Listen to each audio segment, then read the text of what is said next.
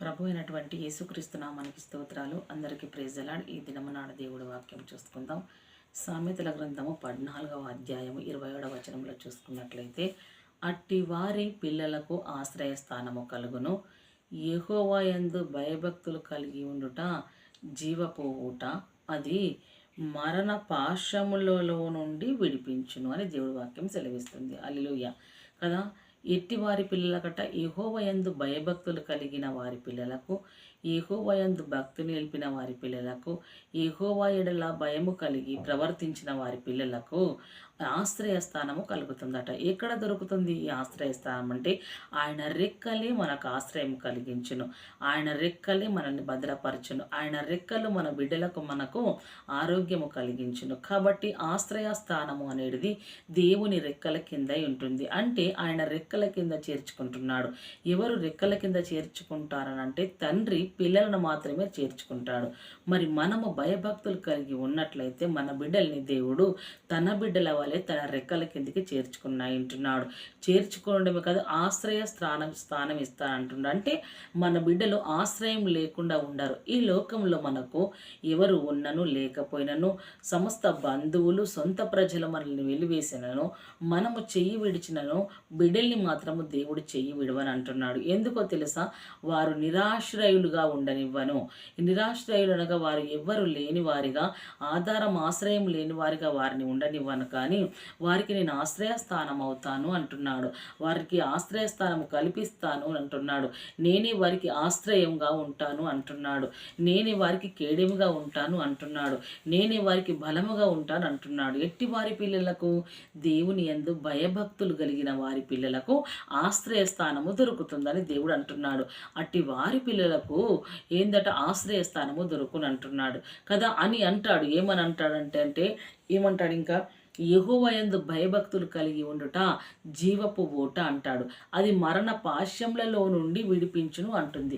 అనగా ఏమిటి అనగా, మనం ఇక్కడ చూసుకున్నట్లయితే, యెహోవా యందు భయభక్తులు కలిగి ఉండుట జీవపు ఊట, మరణపు ఉచ్చుల నుండి మనల్ని విడిపిస్తుంది. విడిపించడమే కాదు, మరణ ఉచ్చును మన నుండి తొలగిస్తుంది, విడిపిస్తుంది, తొలగిస్తుంది. చూసుకుందాం. ఎవరన్నా మనల్ని బందీగా ఉంచి పట్టినప్పుడు విడిపించుటకు చుట్టుపక్కల వాళ్ళు వస్తారు. అంటే ఏదైనా విషయంలో కొన్ని సందర్భాల్లో రారు, కానీ విడిపించుటకు కూడా మనుషులకు వశపడనిది కూడా మన దగ్గర ఉంటుంది. మనం ఉండే బంధకాలను బట్టి విడిపించుటకు వస్తాడు. అదొకటి. ఇంకొకటి, మన దగ్గరికి రాకుండా తొలగిస్తాడు. అంటే మన దగ్గరికి ఏదైనా దరిదాపులకు రావాలా, మన గుమ్మములో ప్రవేశించాలా, మన గృహం లోపలికి రావాలా, మనల్ని తాకాలంటే దేవుడు నిలబడి మొట్టమొదటగా దాన్ని తరిమేస్తాడు అన్నట్లు. ఎలా తరిమేస్తాడంటే, యెహోవా యందు భయము భక్తి నిలపడము ద్వారా మరణపు ఉచ్చును ఆయన తొలగిస్తాడు. మరణ ఉచ్చులో నుండి ఆయన మనల్ని విడిపిస్తాడు. ఎందుకు అంటే, అందులో పడకుండా, ఆ మరణములో చిక్కకుండా విడిపిస్తాడు. ఎందుకంటే దేవుడు మరణం అనే ముళ్ళును విరిచి ఉన్నాడు. ఎవరి కొరకు? నీ కొరకు, నా కొరకు. అంటే తన యందు భయభక్తులు గల వారికి కొరకు ఆయన కృప మన ఎడల హెచ్చుగా ఉంది. కాబట్టి మరణము నుంచి మనల్ని విడిపించనై ఉంటుంది. అదేవిధంగా చూసుకున్నట్లయితే, యెహోవా యందు భయభక్తులు కలిగి ఉంటే జీవింపజేయునంటూ వాక్యం సెలవిస్తుంది కదా. యెహోవా యందు భయభక్తులు కలుగుట వలన జీవింపజేయు జలధార ఇది. ఇది యెహోవా యందు భయము భక్తి దేవుని యందు మనల్ని జీవింపజేసే జలధారనట. అంటే జీవ జలధార, జీవ జల నది ఆయన, జీవానికి అధిపతి ఆయన. ఆ జలములో అనగా ఆ జీవ జలధార నదిలో మనము ఉన్నట్లు. ఎక్కడుంటే? యెహోవా యందు భయము భక్తి కలిగి ఉంటే మనము జీవ జల నదిలా మనము ఉన్నట్లు. ఆ జీవ జలం ఎప్పుడు మన మీద పొంగుతూ పారుతుంది, పొంగుతూ పారుతుంది. ఆ నదిలో మనం ఈతలు కొడుతూ ఉంటాం. ఇక్కడ ఏ నదిలో? మరణం అనే భయము లేని నదిలో కదా. మరణము దరిచేరని నది, జీవం గల నదిలో మనం ఉంటాం. ఎప్పుడు మనము దేవుని యందు భయము భక్తి నిలిపిన ఎడల అప్పుడు మనకు జలధారలుగా జీవం సమృద్ధిగా మనకు కలుగుతుంది. ఇక్కడ అంటాడు కదా, నన్ను కనుగొన్నవాడు జీవమును కనుగొను అంటాడు దేవుడు వాక్యము. ఎవరిని కనుగొన్న వారిని? దేవుని కనుగొన్న వారిని. ఈ మాట ఎందుకు అంటాడు ప్రభుల వారంటే, యెహోవా యందు భయభక్తులు కలిగి ఉంటే మనకు ఎలా జీవ జీవపు ఊట అయిందంటే ఆయన యందు భయభక్తులు నిలపంటే ఆయనే జీవము. కాబట్టి ఇక్కడ ఎవరిని కనుక్కున్నాం మనము? ఆయనను. అంటే ఆయన యందు విశ్వాసం ఉంచాం, ఆయన నిజదేవుడని నమ్మం, ఆయనే సంరక్షకుడని నమ్మం, ఆయన రక్షించుటకు వచ్చాడని నమ్మం, ఆయన మరణమును విడిచాడని నమ్మం, ఆయన మృత్యుంజయుడిగా లేచాడని నమ్మం, ఆయన నిత్య జీవానికి ఆ వారసుడని నమ్మం. ఆయనతో ఉంటే మనకు జీవపు ఊటలు మనము ఉంటామని నమ్మాము. కాబట్టి మనం ఆయనను కనుగొన్నాం. ఎన్ని ఆయనలో ఉంటాయని మనం కనుగొన్నాం. అంటే మనం దేవుని గురించి తెలుసుకున్నాం, ఎరిగినాము. కాబట్టి మనకు ఏమైంటుంది? జీవమును కనుగొన్నాం. ఆహా ఆయనను కనుగొన్నాం, ఆహా ఆయనలో జీవం ఉంది, ఆహా ఆయనలో ఇంతటి బలమైన ఎలానట జల నది ఉంది. కాబట్టి మేము ఆ నదిలో ప్రవహించే నదిలో మేము ఉంటున్నాము. ఆ నది జలధారలు మా మీదకి కూడా వస్తున్నాయనే నమ్మకంతో ఉంటాం. అదే కాకుండా ఇక్కడ అంటాడు, నా యందు విశ్వాసం ఉంచిన వాడు చనిపోయినను తిరిగి బ్రతుకును అని దేవుడు వాక్యం అంటాడు. ఎందుకంటాడు ఈ మాట అంటే చనిపోయిన బ్రతుకునంటే ఆయనను కనుగొన్నావు, ఆయన యందు విశ్వాసం ఉంచావు, నేను ఆయన యందున్నాను, ఆయన జీవం గల దేవుడు, ఆయన బ్రతికున్న దేవుడు, బ్రతికించే దేవుడు. కాబట్టి నేను అని అనుకున్నప్పుడు మరణించినను ఎందుకు బ్రతుకుతారంటే నీవు ఆయనను కనుగొన్నావు, ఆయనలో జీవం ఉంటుందని విశ్వసించావు, అది నాకు కూడా ఇస్తాడని, ఆ జలధార నా మీద కూడా పొంగి పారులుతుందని విశ్వసించావు. కాబట్టి దేవుడు బ్రతికిస్తాడు అన్నట్లు కదా, బ్రతికిస్తాడు. ఎప్పుడు ఆయన యందు విశ్వాసం ఉంచావు, ఆయన యందు నమ్మకం ఉంచావు, ఆయన కనుగొన్నావు, నువ్వు ముఖ్యంగా ఆయన యందు భయము భక్తి నిలిపావు. కాబట్టి దేవుడు జీవం నిచ్చుటకు ఆయన కృపచూపన ఉంటున్నాడు. అదేవిధంగా చూసుకున్నట్లయితే మరణము నుండి మనుష్యుని మరలించును. ఏది మరణిస్తుంది? మరిపిస్తూ అంటే యెహోవా యందు భయభక్తులు కలిగి ఉంటే మరణము నుండి మనుషులనట మర్రగొడుతుందంట. అంటే ఒకసారి ఆలోచిద్దాం, మరణానికి మనిషి దగ్గరగా ఉన్నాడని ఇక్కడ మనం చూసుకుంటున్నాం. మరణానికి మనిషి దగ్గరగా ఉంటున్నప్పుడు ఆ మరణము నుండి మనిషిని తిరిగి రప్పిస్తాం. ఎందరికో ఈ రోజులలో హార్ట్ ఫెయిలియర్ చాలా మందికి ఉంటుంది. నొక్కి నొక్కి నొక్కి నొక్కి దేవుణ్ణి అడుగుతూ ప్రాధాయపడుతూ కదా మనం ఎన్నో రకాల సిపిఆర్ చేస్తూ వారిని లేవడానికి ఎన్నో రకాల ప్రయత్నాలు చేస్తాం. అప్పుడు అంటారు కదా వారు మరలి వచ్చారని. ఆ విధముగా దేవుడు యందు భయభక్తులు ఉంచితేనట ఆ మరణం నుండి మర్రగొడతాడట. ఆయన మన దగ్గరికి వస్తే మన మరణ పంచులకు మనం వెళ్తుంటే మళ్ళీ వాపసు పంపిస్తాడంట ఆయన. ఎప్పుడు ఆయన యందు భయభక్తులు కలిగి ఉంటే ఎంత శ్రేష్టము. కేవలం ఆయన అడుగుతున్నది, నా యందు మీరు భయం ఉంచండి, భక్తి ఉంచండి చాలు అంటున్నాడు అని ఇక్కడ అంటాడు. దేవుడు వాక్యం ఏమంటుందని ఇక్కడ వాక్యం సెలవిస్తుంది కదా. ఇక్కడ కొన్ని మాటలు చూసుకుందాం మనము. ఎలానట, ఈ భయాందోళనకు గురి చేసే భయము కాదు ఇది కదా. ఈ భయము మనల్ని భయంకరమైన భయాందోళనకు గురి చేసేది కాదు. అంటే ఈ భయం ఎట్టి భయము?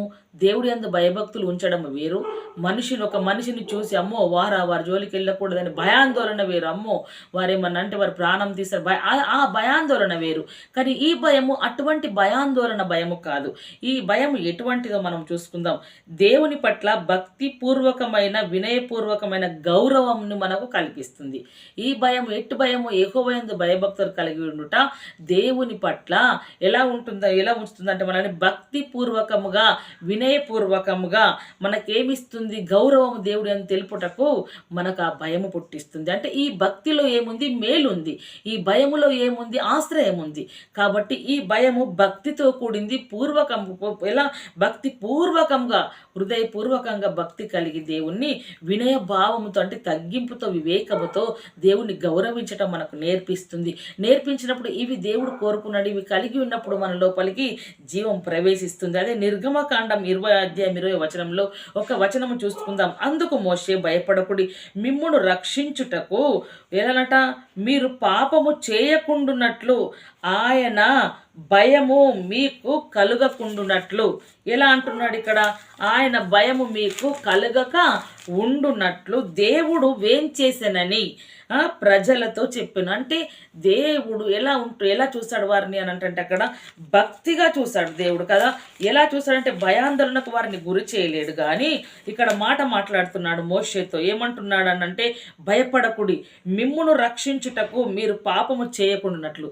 మిమ్మల్ని దేవుడు రక్షించుటకు మీరు పాపము చేయకున్నట్లే ఆయన భయం మీకు కలగజేస్తున్నాడు అంతే. మీరు ఈ మంచి మార్గంలో నడవండి, మీరు పాపంలో పడకూడదు, మీరు మరణానికి దగ్గర కాకూడదని మిమ్మల్ని రక్షిస్తున్నాడు దేవుడు. మీ కొరకు వేచి ఉన్నాడు. మీరు తిరిగి వస్తారు, తిరిగి నా యందు భయభక్తులు నిలుపుతారు, ఆ పాపమును వదిలిపెడతారని ఇజ్రాయేల్ ప్రజలతో కూడా ఇజ్రాయేల్ ప్రజలతో కూడా మోషే వారికి వివరించి చెప్పాడు. దేవుడు చంపటకు రాలేదు మిమ్మల్ని, కానీ మిమ్మల్ని రక్షించుటకే వచ్చాడు. ఆయన యందు భయభక్తులు నిలిపితే మీరు బ్రతుకుతారని చెప్పాడు మోసే వారికి కదా. అప్పుడు వారు లోబడినట్టుగా చూసుకుంటున్నాం. అదేవిధంగా చూసుకున్నట్లయితే ఆ నమ్మకమైన దేవుని చిత్తానికి విధేయత చూపడం వారు కదా. మనం ఏమనుకుంటున్నాం? నమ్మకమైన దేవుని యొక్క చిత్తానికి విధేయత చూపాలి. ఎందుకు? దేవుడు మనల్ని నమ్మాడు, మనం ఆయన మనల్ని నమ్మినప్పుడు ఎలానంట ఆయన చిత్తానికి మనం విధేయత కలిగి మనం ఉండాలి. అదే కాదు, అది ఏమంటుంది అనేది మన సృష్టికర్త యొక్క నిజమైన ప్రేమతో. ఎవరితో? మన సృష్టికర్త అనగా యేసు ప్రభుల వారు అనేది మన సృష్టికర్త యొక్క నిజమైన ప్రేమతో మనల్ని కలుపుతూ ఉంది. ఏంది అనంటే దేవునికి విధేయత చూపడము ద్వారా, భయము నమ్మకము ద్వారా, భయభక్తులు వినయంతో ఉండడం ద్వారా మన సృష్టికర్త యొక్క నిజమైన దేవుని ప్రేమలో మనల్ని కలుపుతుంది. జీవదాయక ప్రవాహం ఉత్పత్తి చేస్తుంది. ఎలా? మన లోపలికి జీవదాయక ప్రవాహం అంటే జీవదాయకం అంటే జీవము కలిగింది మన లోపలికి ఉత్పత్తి అంటే మన లోపల అది కలగజేస్తుంది అన్నట్లు. ఎప్పుడు మన జీవితాల్లో మన అనారోగ్య పరిస్థితుల్లో కానీ, మన ప్రతికూల పరిస్థితులలో కానీ, మనం కృంగిపోయినప్పుడు కానీ, మనం ఆందోళన చెందినప్పుడు కానీ, ఈ బ్రతుకు ఎందుకు మనకు అనుకున్నప్పుడు కానీ దేవుని జీవదాయకమైన ప్రవాహము ఉత్పత్తి అవుతుంది మనలో. ఏ విషయంలో? దేవుని యందు భయభక్తులు కలిగి, విధేయత కలిగి, నమ్మకము కలిగి, ప్రేమలో కలుపుకున్న సమయంలో ఇవన్నీ కలుగుటకు దేవుడు కృప చూపిస్తాడు.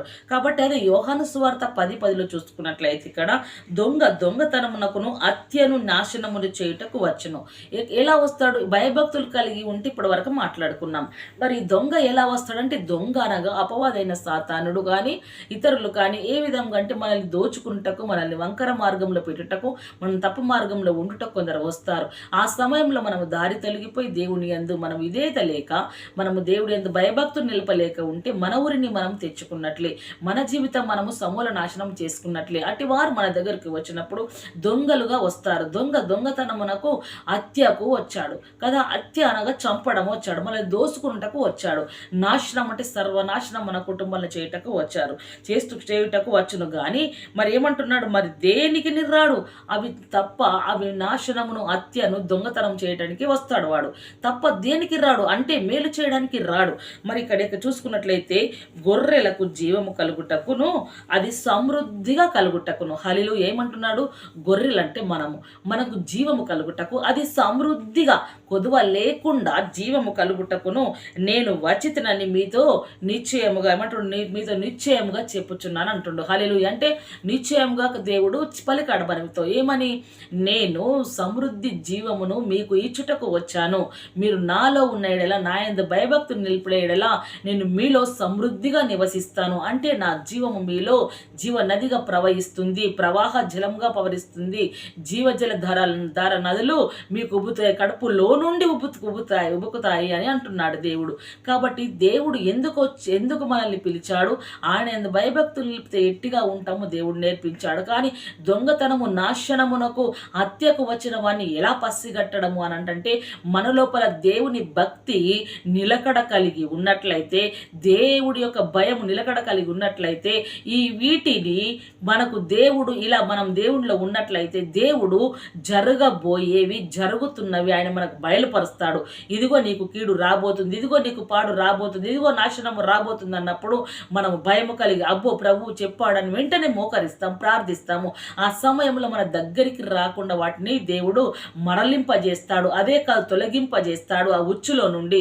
కాబట్టి భయము ఈ విధంగా ఈ నాశనంలో హత్యకు వస్తున్న వాడిని, దోచుకుంటకు వస్తున్న వాడిని కూడా జయించుటకు భయం అనేది మనలో ఉంటే, జయించుటకు ఆ భయభక్తులు మనల్ని గెలిపిస్తాయి అన్నట్లు, అవి విడిపిస్తాయి అన్నట్లు. కాబట్టి దేవుడి సన్నిధిలో మనము అదే విధంగా భయభక్తులు కలిగి ఉండాలి. దొంగతనమునకు నాశనముకు వచ్చిన వాడిని దేవునికి అప్పచెప్పుకోవాలి, దేవుడు చూసుకుంటాడు. కాబట్టి సమృద్ధి జీవం ఇచ్చిన దేవుణ్ణి మనం మయంపరచుటకు ఆయన చెంత చేరాలి, నిత్యం ఆయనను ఆశ్రయించాలి. ఇటు మాటలు దేవుని వాక్యం మన ఆత్మ నిమిత్తం దేవుడు దీవించి ఆశీర్వదించి ఫలింపజేయునుగాక.